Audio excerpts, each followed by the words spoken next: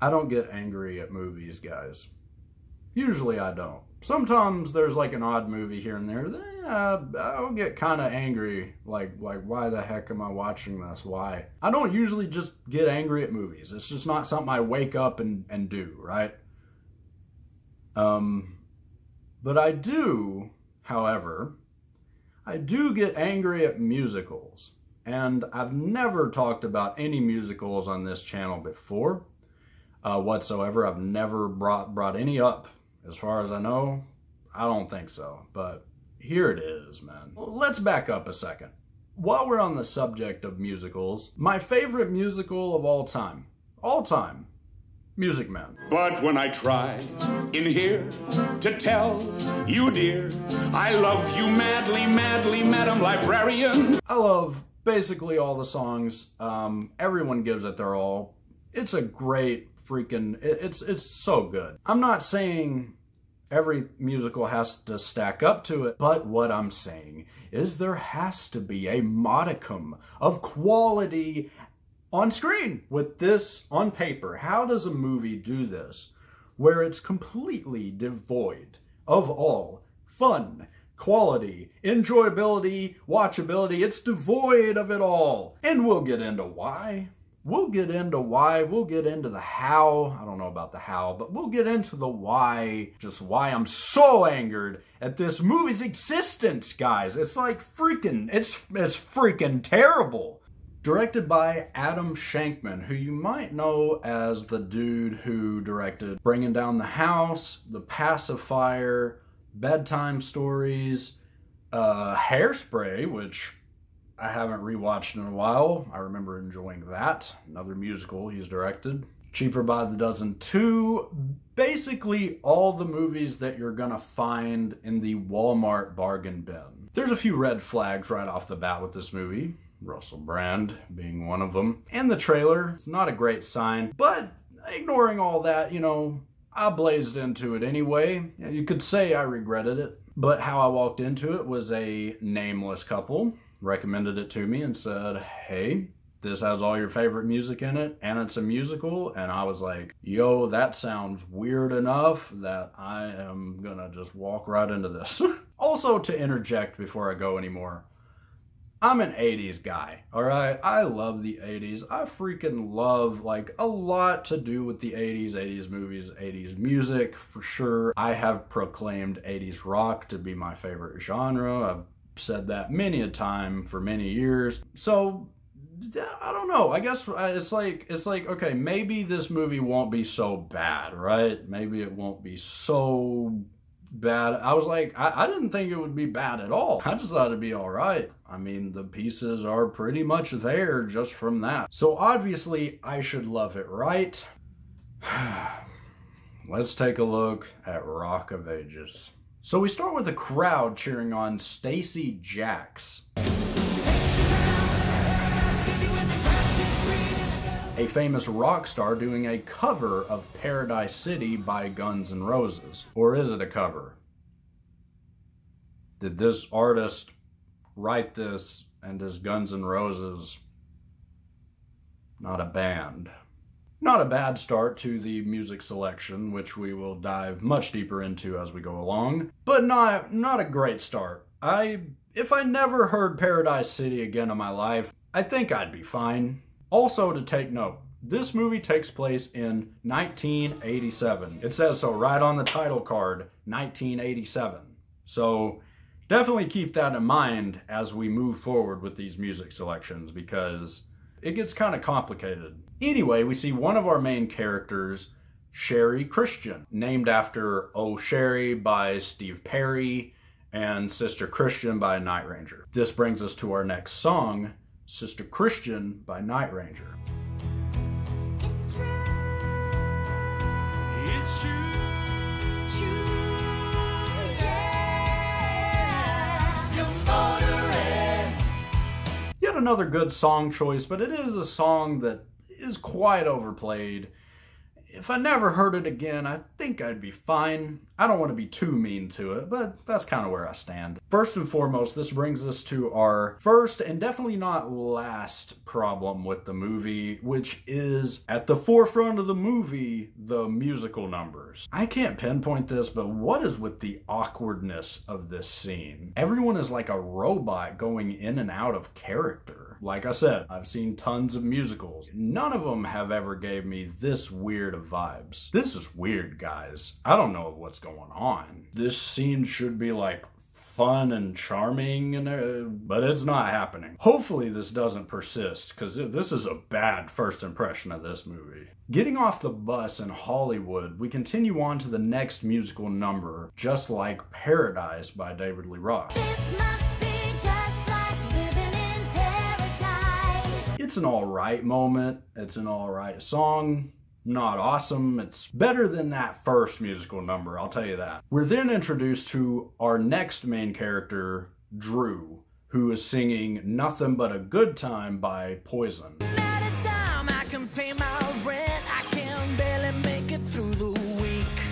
If I never heard it again, I think I'd be fine, but let's move on. Also, wait a minute, didn't this song come out in 1988? And wait a minute, didn't Just Like Paradise by David Lee Roth come out December 30th, 1987? That's strike one, filmmakers. So we're then introduced to Russell Brand and Alec Baldwin. I'm not going to learn any more character names. It's just not going to be a thing. They're just going to be called actor this, actor that, because I don't really care already. It's record timing. I'm already not going to care about what their characters' names are, and well, mostly probably because they're actors bigger than the roles anyway, and I've never seen the two leads before, so yes, I'll learn their names, but everyone else, no. By the way, this is very random casting, and that's only the beginning of this incredibly random casting. I'm talking about random. Also, no one in this movie, no one's a good singer. I tell myself that I can't hold out forever. Not one person. Also, to note the random casting, this was produced by Tobey Maguire. Random. Sherry gets mugged by some guy and runs into Drew. Look, I'm sorry this happened. It sucks. I'm Drew. You need a job? I could talk to Dennis Dupree, my boss. Meet Sherry. She needs a job, man. I don't think so. She's a singer. After literally 15 seconds of convincing, she's hired. You're hired. Oh my god, thank you.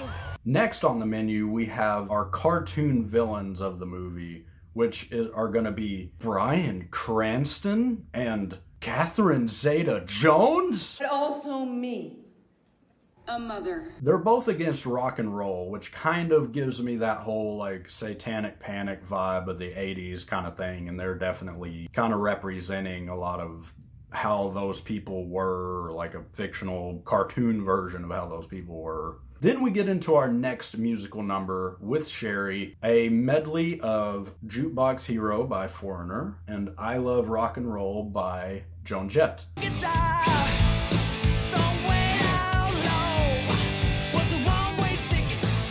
Both are definitely songs I could go the rest of my life and never hear again. I think y'all are finding a theme in what I'm saying here. Are you asking me out on a date? Yeah.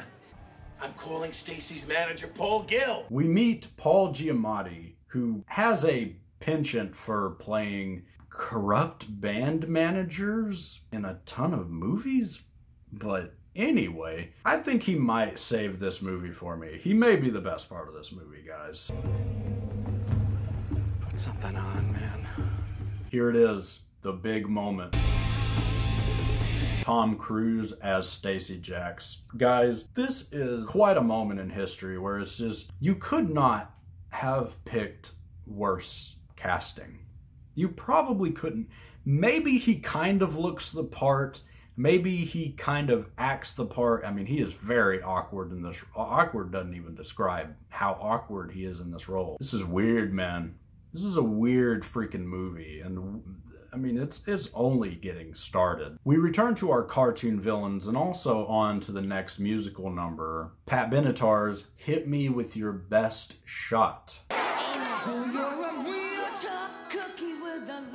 Oh, this scene, man, this scene is so bad. Here we come blatantly to our next problem, which seems to be a common problem with these movies that I've been reviewing. Whether it's on my worst list or not, a common theme is definitely this. I'll spell it out. T-O-N-E. Tone.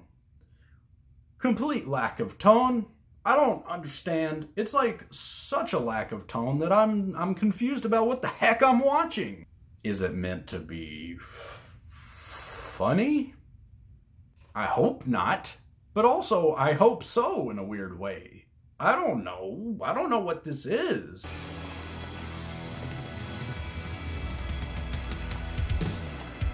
And then not even 30 seconds in between each other, we're moving on to our next song.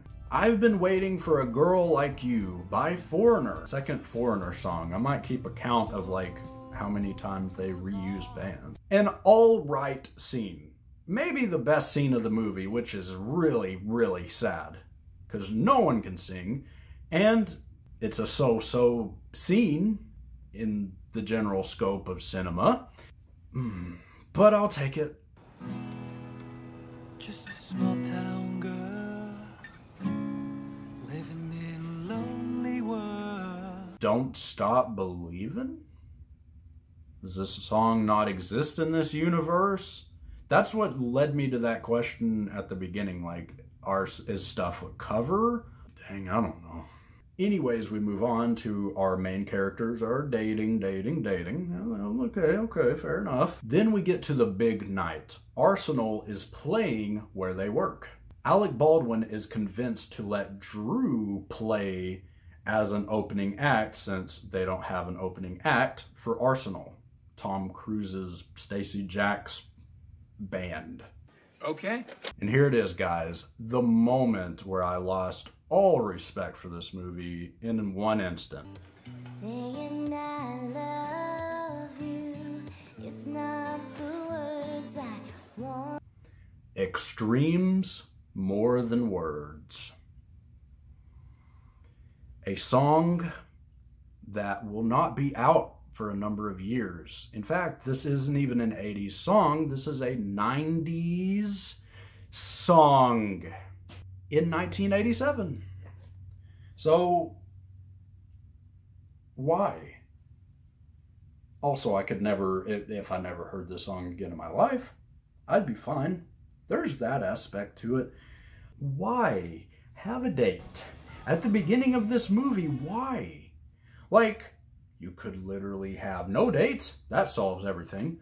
But then if you wanted to date it, you could say the late 80s.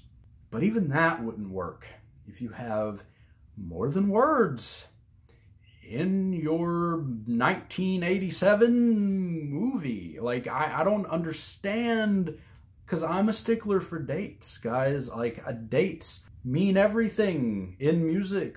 Dates mean everything. They don't mean a vague suggestion. That's not a thing with me. It's wrong. Strike two, by the way. Strike two. How I love the way you move. What a surprise. The next, we move on to our next musical number, Heaven by Warrant, released in 1989. So that's strike three. Strike 2 and 3 all within like a few seconds, which is quite impressive when you're doing this to me. Why are you doing this to me? Also, I freaking hate this song, so strike 4 if you're counting. The Big Night with Arsenal playing. What could go wrong? This is a movie. Something's gotta go wrong, huh?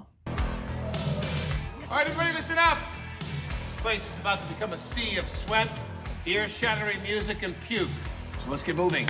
We're formally introduced to Tom Cruise, Stacey Jacks, whatever you want to call him. I'm going to call him Tom Cruise. I'm not going to call him Stacey Jacks. That's not going to happen. Hey, Stacy, you made it. Hey, man. Yeah. Hey, man. Also, that name is a freaking clear rip from Nikki Sixx. And yes, he's not supposed to be likable. He's not supposed to be like this great character or anything, but man, this is egregious. So anyway, what's freaking next? I'm ready for this to be over, guys. You have no idea what it's like sitting here and just sitting through this. This is terrible. I might hate it more than Ready Player One, but man, this is rough. Ugh. Anyway, Tom Cruise is interviewed by a lady from Rolling Stone. She's here to do the big story about you going solo, brother. And the story is that he's going solo. By the way, the next musical number is Wanted, Dead or Alive by Bon Jovi, another song that if I never heard again, I'd be fine. And if I didn't clock out mentally from this movie before this is the moment, guys. I have to answer the big questions in life, like, why was this movie made? Yes, I know it was a Broadway musical and it was like a hit and all that. I get it. I get it. But who is this for? Who was this made for? What's the tone? Is this supposed to be funny? Is this supposed to be cool? Is this supposed to be weird? This is another level of weird. If it's supposed to be weird, it's weirder than any weird could ever be. It's all the same. Only the names would change. Also, Tom Cruise cannot sing. And I don't think he's ever sang in a movie before. And for good reason, I'll tell you that. So here's another thing. Is Stacey Jax, Bon Jovi, and Axl Rose in one person? I don't know. I don't know if I want to know. Well, Tom Cruise meets his biggest fan, Sherry. Thank you.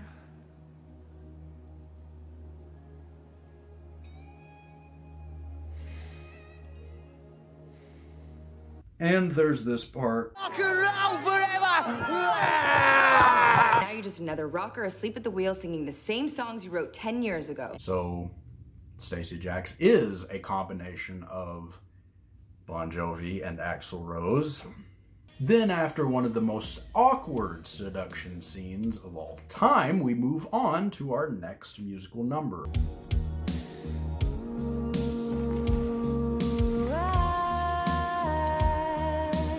Yeah, I don't like this song much. But this time, a song we've already heard. Isn't that just freaking awesome? Don't do that. Upon a misunderstanding of Sherry sleeping with Tom Cruise, he's also thrown off his game, which leads to this whole thing about his band name being a poorly named Wolfgang von Colt. I said, I'm a goofy goober. You're a goofy goober. Of course, since I've never talked about musicals or anything or any music movies on my channel before, I've never had a chance to mention my hatred. Not hatred, that's kind of mean. Just that cliche where the band plays one song and then that's treated like, concert's over. It's over, guys. That's it. I freaking hate that. So Paul Giamatti wants to sign Sherry's ex-boyfriend to a label. We got a deal. On the business side of things, we learn that Paul Giamatti cheated Alec Baldwin out of some money. Big shocker there. You are cutting my throat here. But business is business. Also, another song so fast.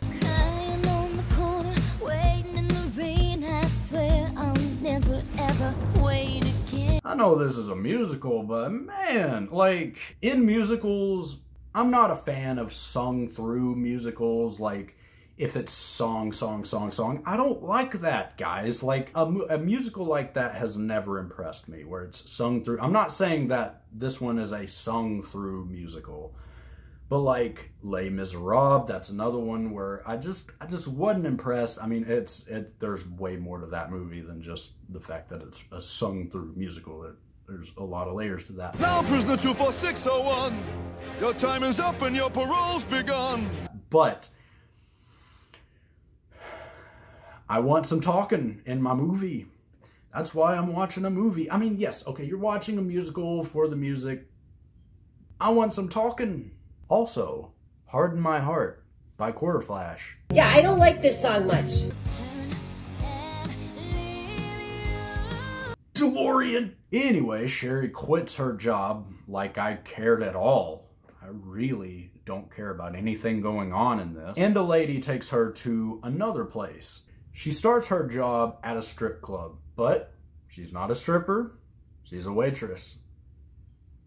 She has morals. Partying innocently at the Bourbon Room when that two-headed monster spotted her and lured her into his suite at the Park Hyatt. For the first time, she felt like a woman. When is this gonna be over? And I'm getting closer than I ever thought I might. And I can't fight this feeling anymore. Through your door, baby, I can't fight this feeling anymore.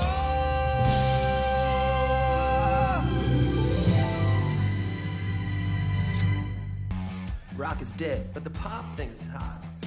Hold on, hold on, hold on. Does he rap? Everything about this movie is just awful, guys. It's awful. You got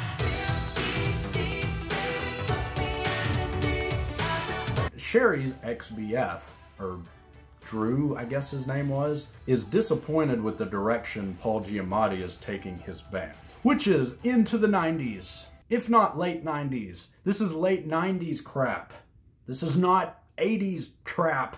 Tom Cruise is dissatisfied with how things turned out at the concert, money-wise, and fires Paul Giamatti. Stacey Jackson, Paul Gill walked away with virtually all of the night's proceeds. You're fired, Paul. It's terrible. These characters suck. These songs suck. Nobody can sing, and it's like, I'm just trapped in a nightmare. That's what's happening. We built this city. My grandfather's father. We built this city on rock and roll. So we finally get to the end of this monstrosity. Joshy Z. Which has the two guys from Drew's band performing at the Bourbon. Then we get to see Tom Cruise performing the song he wrote for Sherry. Working hard to get my fill. Can't you see how excited I am to hear this? If I could describe this freaking movie in a sentence, it's bare bones, top to bottom. I almost can't believe it exists. It is that bad. This movie cannot find a tone, a good actor, a good singer, a good performance. That's what musicals are all about. Good songs, good singing, good performances. This movie has none in spades. None of it. Like, what the heck happened? And it's also way too freaking long. Like, for what it is, it's like, it feels like it goes on for 5 hours. That's what's so bare minimum about the whole thing, is it's just like, song, song, song, like, shut up. The one positive thing that I could say that saves it from being on the worst of all time list, if I had a positive thing to say, I really think Paul Giamatti is legitimately funny. I don't think he gave a good performance. I guess it's very bare minimum, even that.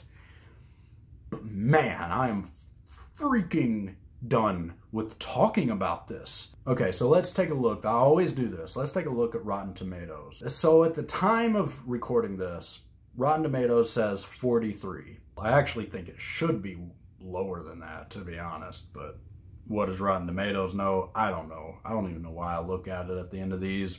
What's crazy? This isn't even my most hated musical, because that is a story for another day. That is actually on my worst of all time list. I'm not going to say what it is. It's quite a thing. And it might be what I do. No, I'm not going to do that next. I'm going to do something else. But anyway, have an awesome week, and I'll see you next time. Hated this.